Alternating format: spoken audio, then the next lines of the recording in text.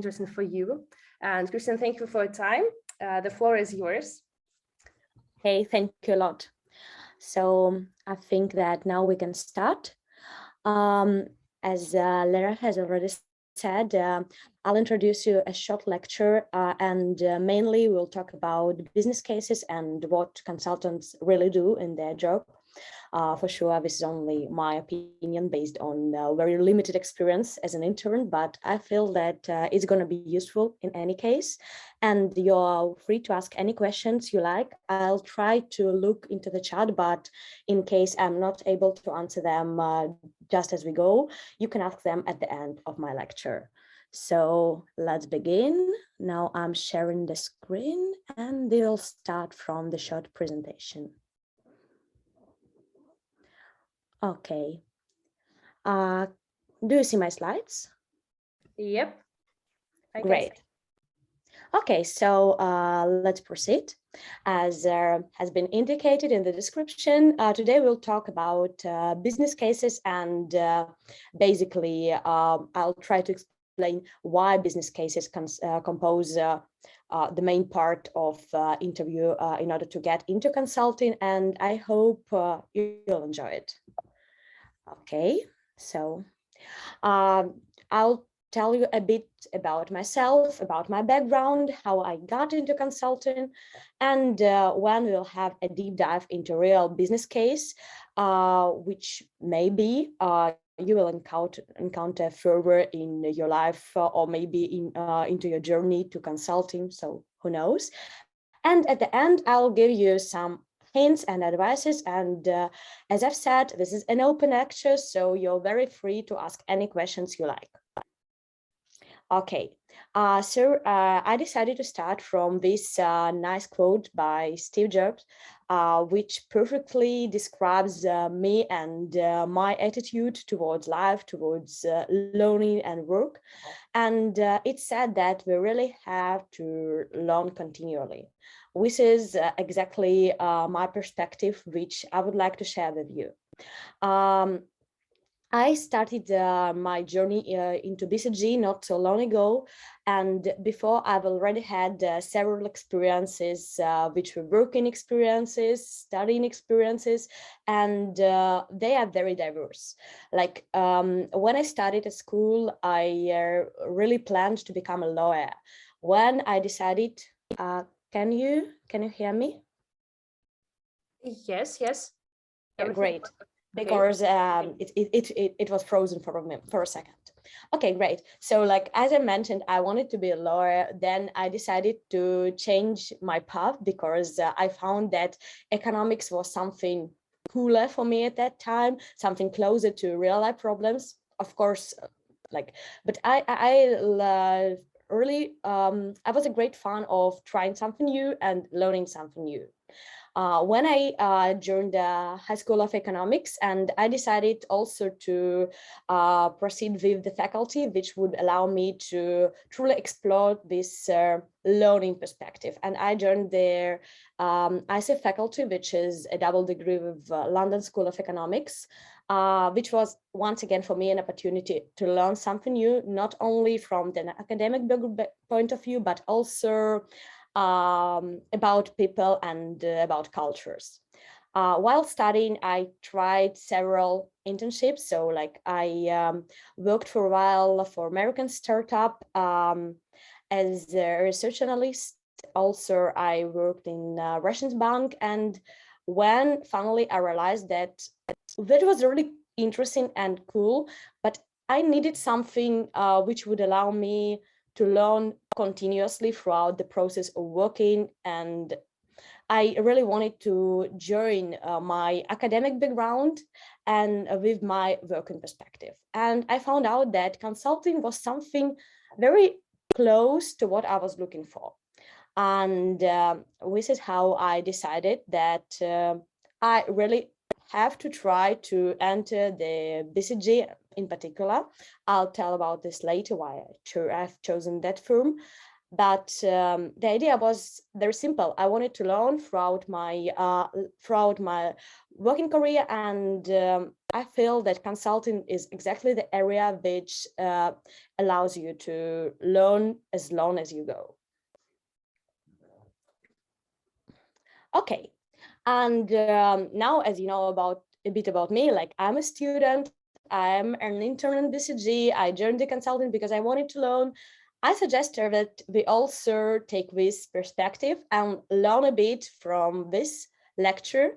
And for this, I prepared a short question, which is attempted to be a business case-like question. So you can see it at the slide, and the question is quite simple. And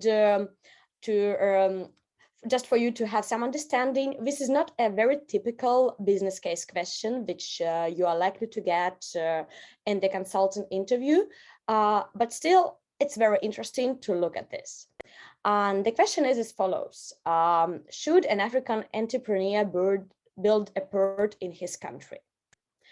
Okay, the question sounds very ambiguous, very vague, and to begin with, I've just realized that maybe not all of you are familiar to the consulting style process of getting into consulting. So just coming a bit, stepping one step backward, let me tell you a bit about the way to consulting. Like, I've decided to join BCG, and what happened next? Next, you have to pass through a long selection process, which consists of many different rounds, and one of the most significant part is solving business case, which is called a case interview. You will encounter this in any consulting firm around the world, never mind whether you choose to join BCG or McKinsey or Bain or any other consulting firm. Business case is an essential part which you must know how to solve and really must master.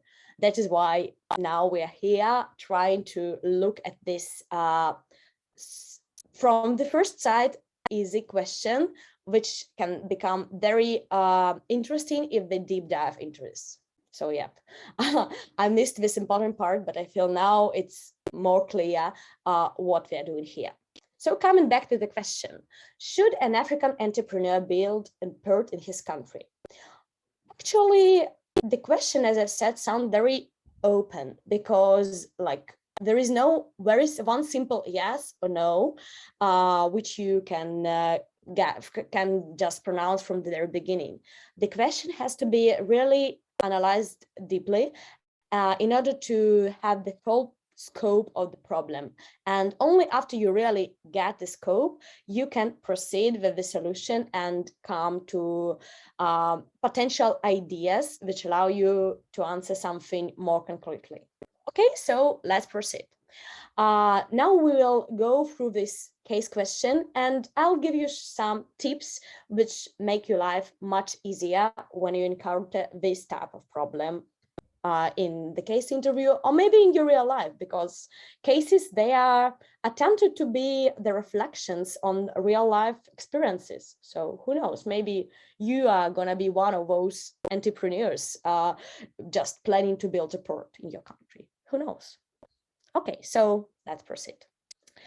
To begin with, actually, you never ever can solve any business problem. You never can come up with any solution till you truly understand what you are trying to solve. This is what I mean by understanding. You have to clarify the objective, which the interviewer or the person into the question has in mind. Here we have an entrepreneur which is attempting to build the port in the country, but we still don't know what is the final objective, what is the goal of this entrepreneur. That is why what I suggest you to do before you start digging deeper into the question is to actually clarify. We all have to be familiar with the real agenda. We all have to understand what is going on. So clarification never hurts. And very simple 2 or 3 questions can make your life much easier and can save lots of time, energy, and actually can save you from taking the wrong direction. So what we can ask here? Actually, what I really advise is to always ask about the goal. What is the goal of the project? Very simple question, which can reduce the scope of the problem significantly. Like, look, here we have an unknown entrepreneur, which is about building an unknown port in a known country. Why is he going to do this? The idea is to make it clearer. Maybe he would like to make some money, which is I would rather say the most common goal of any business problem. But not only, we are not only doing things because of money, and I feel you know it better than anybody. Sometimes people just want to do it for charity. Sometimes this is only a prestigious project, or maybe he doesn't know yet. So actually, as well as we don't know this. That is why this is very important to have an understanding of the goal of the project, because the solution differs. For example, if you are solving a truly business problem where you would like to earn some money, this is important that at the end they arrive to understanding that the project is going to generate some money, some positive profit. On the contrary, if they arrive to the solution where the profit is negative and their first very key objective was to earn money, we just say, no, it doesn't work so, like we shouldn't start this project. And let's just look from the opposite perspective. Let's imagine that the whole project is a charity, or just the way for entrepreneur to show off and to gain a bit more publicity, a bit more media attention. So if we have this type of project and we end up with zero, even negative profit, it's not a problem at all, because the goal was very different. So now I feel you see how the final recommendation is going to differ if they have different goals. So apart from the goal, what we can ask in this particular case, like asking about the goal is something general, which you always should attempt to do. And what we can ask here I would rather ask about economic structure of the country. And the reason is that in different countries, they have different administrative systems and different economic structures. And by this, they also can have different approaches to the project. For instance, if they have a standard European market economy, this is going to be one case. On the contrary, if they have a very corruption system in the country where the solution is typically made by the central authority, this is going to be completely different approach to the case. And finally, I would ask about the entrepreneur himself. Further, when we dig deeper, you will see that we'll have a separate part dedicated to this entrepreneur. But from the very beginning, this is very nice to have some understanding of who is this process.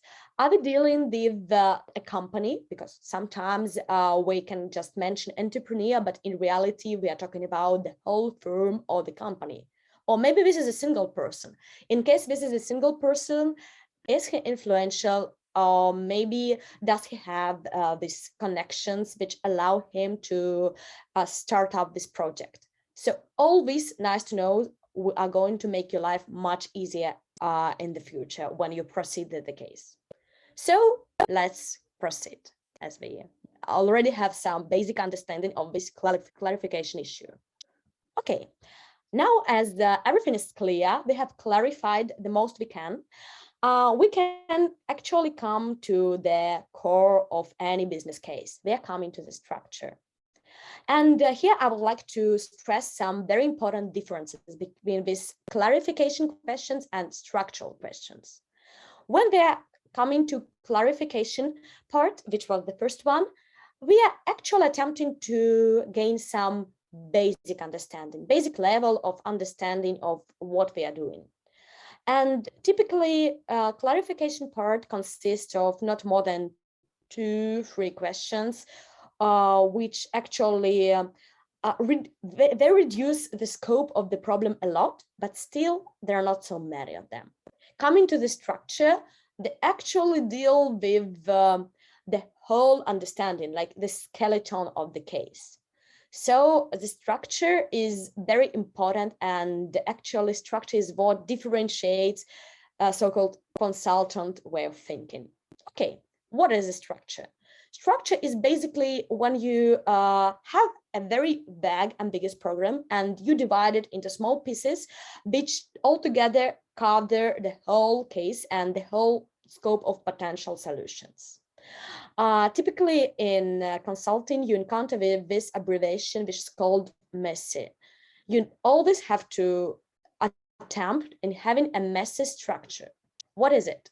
MESSI come from the first letters of mutual exclusive and collectively exhaustive. So it means that your structure has to cover the whole scope of the problem, or at least the main scope of the problem. I'll come to this difference a bit later. And let's look at the structure which we may introduce here. Looking at the problem, we try to understand which parts are important to analyze in order to come to a final answer. So first of all, we're talking about the port, and the first question which comes in mind, but do we really need this port? And in order to answer this necessity, in order to address this question, we have to analyze the demand part. Like maybe in this country, there is no production, there are no industries which are really heavy-based industries which need to export something or import something. Maybe we live in the area where we produce everything internally and they don't really have any trade. So situations may differ, but understanding the demand is the most essential part to start up with this case.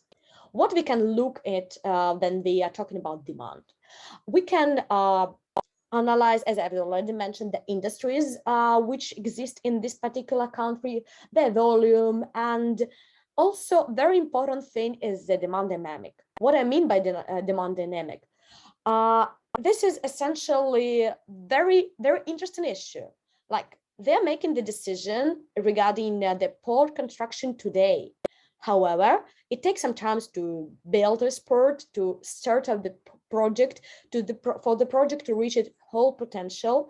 And actually, there is a time lag between today when they make the decision and, I don't know, some point in the future when the port is finally there. So actually, the demand we have today does not really matter for the future. Surely it matters, but what we are interested in is the demand we are going to have at the point when the port can actually start operating. That is why we need the demand dynamic. Just let's just look at an abstract question, not related to that particular one. Just imagine that you are an entrepreneur and you are thinking about starting up your own cafe. And you see that there is lots of demand. Now, there are lots of people who work in the office nearby, and they actually pass by every single day and they're looking for the coffee. However, let's also add some more details. Let's imagine we are in at the end of 2019, you make the decision regarding this WiC coffee shop construction. And then they arrive to the COVID time, then nobody passes by. Nobody's actually interested in this coffee shop at that particular position. So it means that the demand you had in the past actually doesn't have any impact on you today. That is why, and surely, for sure, COVID is not the situation we could have predicted. However, there are lots of trends which we observe every single day and which matters and which we have to try to analyze. So demand dynamics, and in particular, we are looking for demand growth, which is cool for any business, for any industry. This is what matters in this situation. Coming to the second part of this structure, I would suggest to look at the port itself. And what I mean by the port, I mean the location, the capacity, the technology which is available. And actually, these are very particular very particular things which makes up the whole picture of the whole scope of the project. For instance, the entrepreneur is attempting to build a board, but is it really close to the demand? For instance, we can have a situation where there is lots of demand in this country, but they don't really need a port. They're located somewhere inside of the continent, and they rather need a railway system, not a port, because in order to arrive to the port, they lack some connections inside of the country. So in this case, the port is not a solution. And the completely different thing is that is the case then the country specializes in fishery. In this case, for sure, they need a port, because actually they get some fish, and in order to export it, we just arrive to the port. We shouldn't actually, we don't have any need to arrive to the port. We are already in the port. So we just come with this fish to the port, and that's it. So it's really cool if we are close to demand, and that's not that cool if they're very far away and the demand and the things are very heavy and they really need to be transferred to this port firstly. And talking about capacity and technology, this is the stuff which we need to analyze in order to understand can they really handle the demand they have, and do we really possess the technology which allows us to build something more than something innovative and something which can be reconstructed afterwards. And in typical structure, when we end up with this lecture and you have some motivation to look at other business cases, you can find out that there is a standard framework which deals with demand, with consumers, with producers, with competitors, and so on. And in that standard framework, the port would be called as the product. Here, I wouldn't call it the product, I just call it the port because it's clearer for all of us. So coming to the third layer, the entrepreneur. The entrepreneur, as I've already announced previously in the very beginning of this case introduction, it's very important, who is this person? Does he possess enough capital to build a port? Because like, if he doesn't have enough money, it doesn't make sense to further dig deep into the project. Or maybe if he has very limited funds, they need to consider something not that ambitious, maybe not the port, but something smaller. Maybe we just have to reduce the scope of the project. Same about knowledge and connections. And here I would like to stress this part regarding connections. It's not that obvious for those who live in well-developed countries where everything is already constructed and actually the system functions very well. But we deal with African countries and we have to have this in mind. In African countries, this is very likely that he is not able to start up any project before he actually takes an advice from the authority and discusses it with the authority. So these connections may be essential to the project and may form the most important part. Coming to the next layer, we deal with competition. What I mean by competition? Firstly, when we talk about competition in any business case, the most essential thing is that we analyze the competition from the inside. By the competition from the inside, I mean whether there are already some similar ports in this country which are located nearby. And secondly, I would rather consider the competition from alternative solutions. What I mean by alternatives? Let's imagine that actually there is no competition from ports, because this is going to be the very first port in this country. But just let's think a bit deeper into this problem. Let's dig deeper into it. If there is no port, maybe there are some reasons why we still don't have any port in this country. For sure, this can be a very, very badly developed economy where they simply didn't have enough fund to start such an ambitious project. but maybe they simply don't need Whispered because there is already a well-developed railway system. And actually, we can deliver anything from any point, from point A to point B in a matter of hours. And this is quite efficient and it is quite easy and people have already got used to it. So basically, if you don't have something, maybe you simply don't need it because the competition from the alternative industry is very tough. Actually, this is a very general advice I would like to give you at this point. When you try to analyze a problem and especially when you are brainstorming for potential solution, many people fall into the trap of trying to invent something super innovative. And in reality, this is not very often what you need.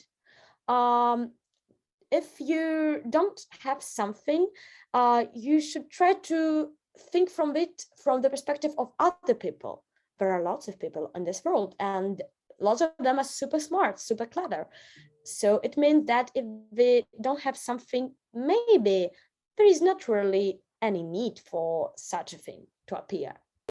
Okay, and as we have analyzed these four principal layers, which are demand, the port itself, the entrepreneur, his personality and knowledge, and the competition, we are coming to the most challenging part, which is very often omitted and very often forgotten, and which I for sure advise you to have while solving the case.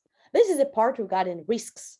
And many people fall into the trap of not mentioning it at all because we believe that risk can be scheduled to different layers. But my suggestion is to always differentiate risk from other layers. And this is why risks very often change a lot the scope of the problem. For instance, here we deal with African country, and maybe we are in the middle of the wartime. Or maybe there is a likelihood of this war to start in the nearest future. Or maybe there are some national issues. Or maybe in general, the level of corruption is that high so that the project is not likely to come to the success. So risks is something ordinary people forget, but if you think about yourself as a businessman, I think that this is the thing you have to think from the very beginning. Before you actually analyze demand, the port, entrepreneur, and competition, you have to think about the risks, because risks is what make the process or the project worth going or actually not worth going at all. Okay, so as now we have already looked at the case from this perspective, I feel that you have already got the idea. Like the very broad question can be split into very concrete details, which further can be analyzed. And what we should do further as soon as we have the structure. Actually, the answer is quite simple. You simply have to go do deep dive into the case. You have to dig deeper and you have to analyze every single branch which you have.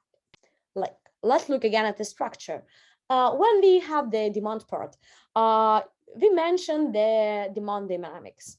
At this point, we would like to understand what makes up the demand dynamics. So we would like to look at the people at some industries which grow, at some industry which decline, and or maybe it's some newcomers which haven't existed previously in this country, but for now, we are going to make up the major part of demand. And when we come to each separate branch of the problem, actually in the case interview and in any case, you're going to have some numbers. In real life, you're not going to get these numbers from the very beginning. You will have to look for them, but keep calm while solving the business case throughout the business case interview. You have the numbers already there for you. So as soon as you arrive to the point that you understand that in order to have a concrete answer, you need to calculate something, just ask for numbers. And normally this is very logical. You have an understanding of what you want to have, and you have an understanding of which numerical number or numerical solution will provide you with this answer. Okay, so basically that's it. You have a structure, then you can deep dive into the question and profit. You have you have actually grasped the main essence of the business case solving. And now, as we actually had this very short, very limited perspective at the business case, I would like to give you some hints and ideas about how to approach the case in the most efficient way. So what you really arrive to the answer you're supposed to arrive to. Okay. First of all, while solving the question, while solving the case, you have to remember why you are doing this. This is a very essential thing, because I would rather say that in the most cases, candidates fall into the trap of basically forgetting what we're talking about. And I feel this is quite natural. You are very deep into the case, you are interested in one particular branch, and you feel that very soon you are going to arrive to the whole understanding of what's going on. But the problem is that very often you can be in the middle of an insignificant branch and basically wasting your time on something which won't bring you any relevant result for the case as a whole. That is why you shouldn't get too obsessed with details. Like, details are great. You're gonna be much closer to the solution of the case when you grasp all these peculiarities. But in reality, these peculiarities have to help you to make up the whole picture. Like when you are playing the puzzles, you are looking for each particular piece, not in order to find the piece itself, but in order to put it into the picture and to get the whole scope of the problem. And here is exactly what you have to attempt while solving the case. Details are nice and important, as long as you can actually implement them into the main recommendation, which is, spoiler, gonna be 1-2 sentence phrase. Then the next hint is that while solving the case, you shouldn't try to memorize some already ready-to-made structures which somebody has already invented before you. And my general advice is to always challenge your common sense and business logic. For instance, put yourself in the shoes of that entrepreneur, and as long as you understand the goal, you can actually attempt to do this. And let's imagine that you are an entrepreneur and you would like to make some money. So try to think of the stuff you would rather consider firstly, and only then come to and only when you really understand what you would consider being an entrepreneur yourself, I would rather say you would arrive to the destination. When you understand and you can really separate relevant things from not the relevant ones, you're going to be centered on what is really essential for the solution. And finally, very nice hint and very nice advice I would like to give to you is that normally, while solving the case during the interview or while working as a real consultant, you always deal with people. You work with other parties, and my general advice is to be nice and to have fun. And what I mean by this, you never ever should you never ever should be lost. You never ever should think that the interviewer or the other party treat you in a bad way. You shouldn't think that the counterparty is against of you and you're actually competing between each other. The reality is so that you together try to arrive to the essence of the problem and to gain the nice solution. So case interviews can seem very challenging from the very beginning, and they are so in reality. But the point is that you shouldn't think that somebody is going to challenge you particularly. Yes, this is a challenge for your understanding, for your business sense, and so on, but this is not a torture. And if you treat a case interview as a torture, stop doing so. It's not going to help you. And basically, the idea is the following. case interviews are created in such a way so that you gain the basic understanding of what consultants do in their real job. That is why if you do not enjoy it at all, I have a very surprising answer for you. So if you don't like case interviews, you're probably not going to like the consultant job, because consulting is all about this business case and all about challenge that you encounter on a daily basis. So try to relax and get to the most positive experience which you can have. Basically, this is everything I wanted to tell you about the case. And in case you are interested in some more details, I'm glad to answer them right now. As you can ask me in the chat, or if you have any further question and after this short lecture you understand that you missed something, you can reach me out in any of the mentioned network. So thank you a lot for listening to me. I was really glad to be here today, and now I'm ready to answer some questions if you have any.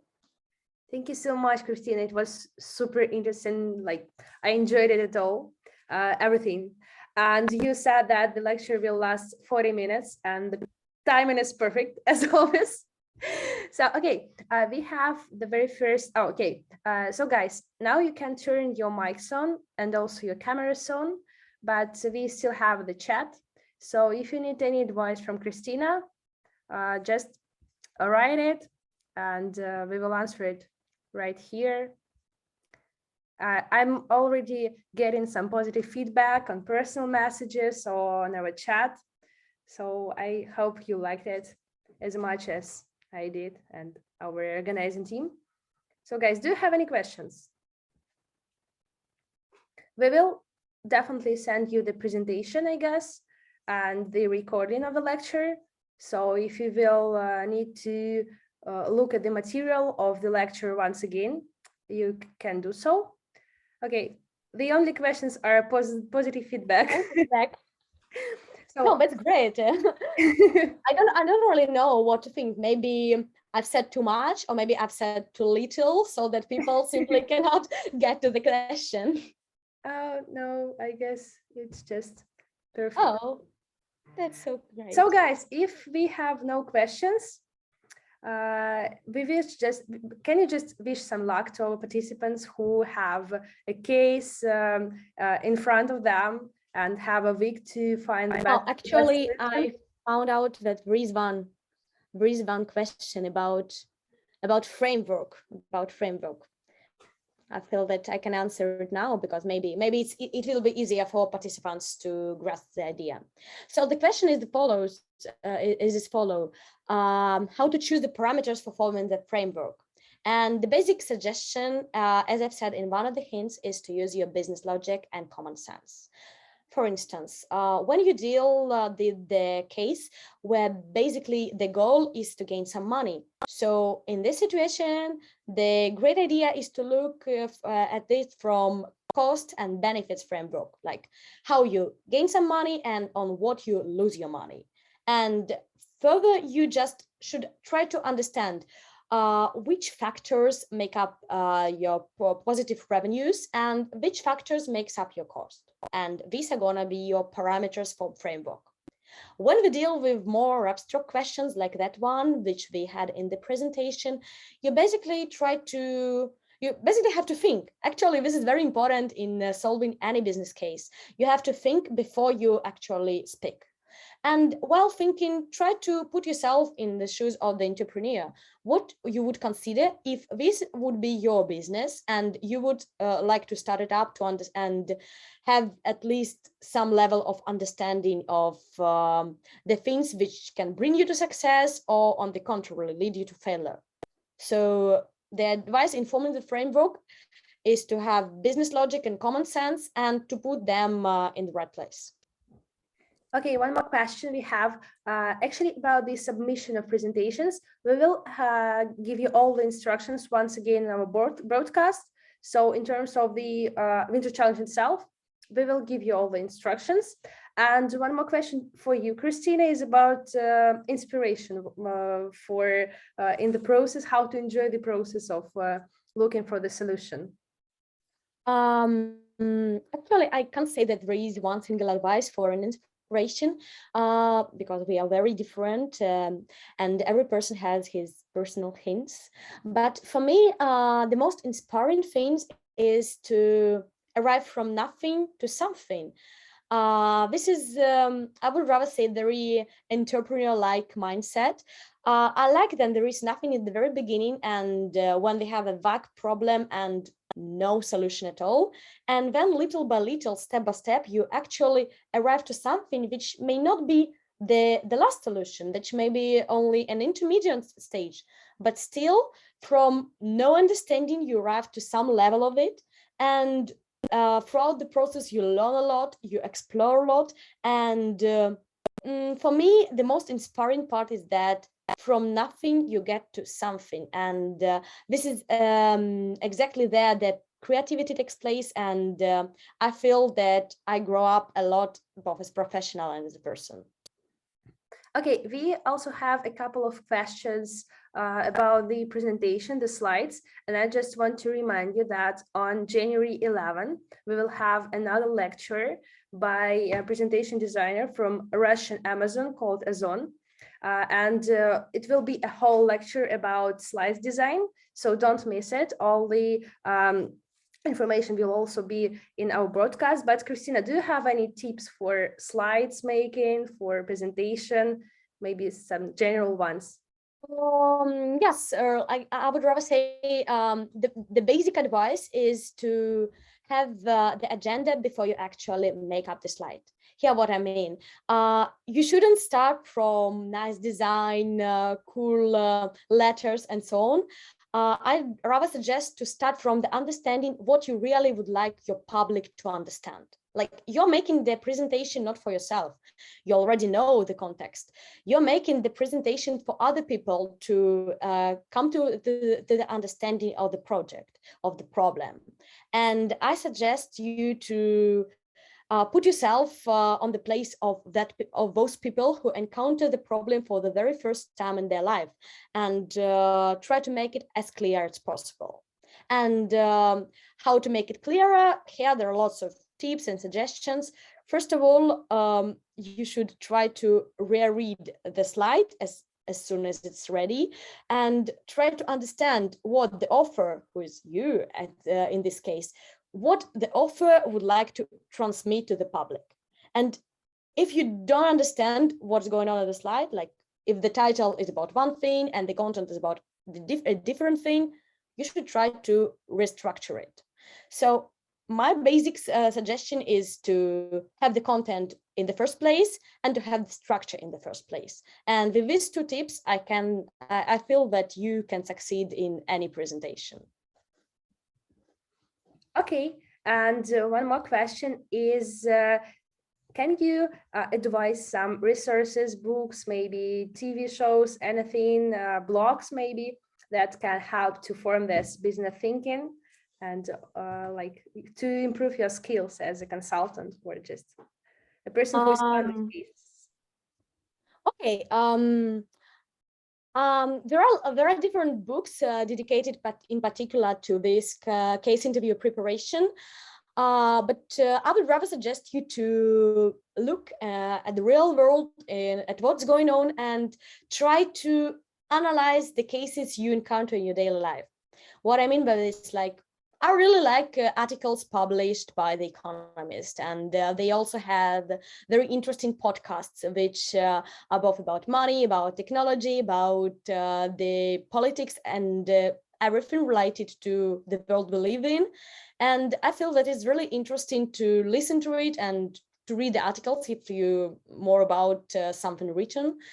And this allow you not only to actually know what's going on, because I feel that for consultants, this is very important to understand the current agenda, but also it allows you to analyze the situation closer to real life. So yeah, this The Economist, they have lots of stuff, and I really like it. Also, I feel that almost everybody have at least at some point of your life, you have already heard about TED Talks, and I really like TED Talks business, and TED Talks in innovation.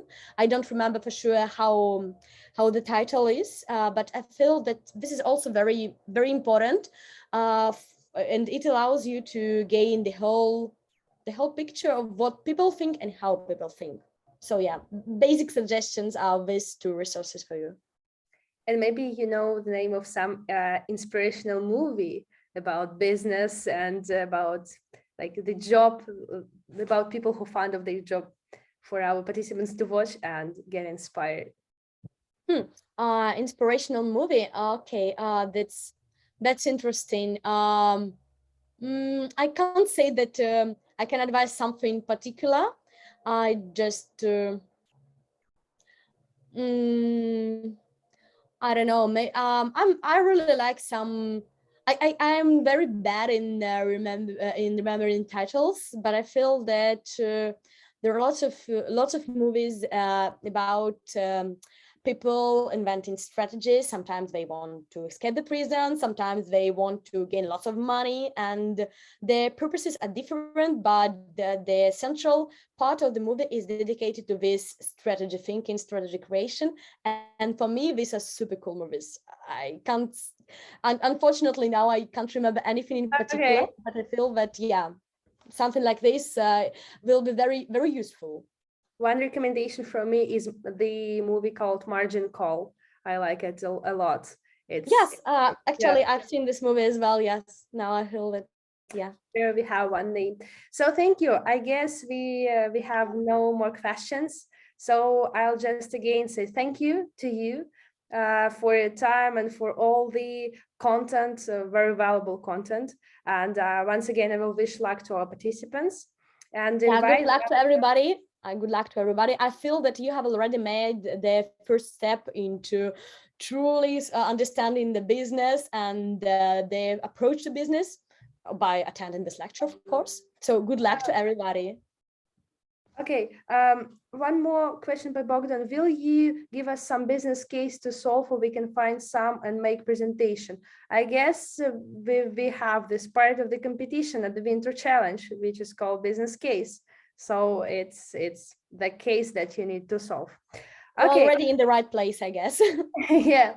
So thank you guys. The recording will be sent to you in our broadcast. So feel free to rewatch it if you want to.